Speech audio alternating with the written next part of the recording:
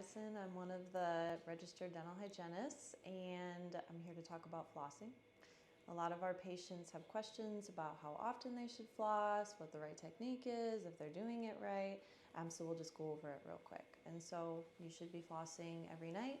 Brush your teeth thoroughly. You can floss before or after you brush, whatever you prefer.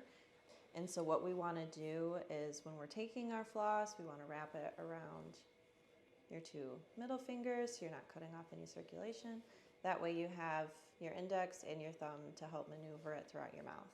So as you go, you want to make sure you're wrapping it around each side of the tooth back and forth, matching that cone shape of the tooth.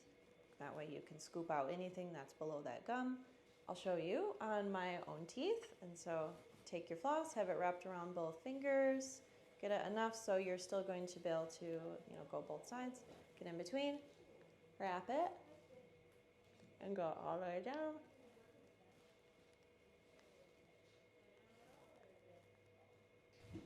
Some patients talk about, well, when I floss, my gums bleed, so I don't do it.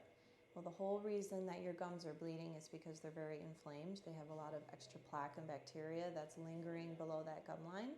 So the more that you floss, the more that you're removing that plaque below that gum, the stronger your gums will get. They'll also get used to that mechanical removal every day.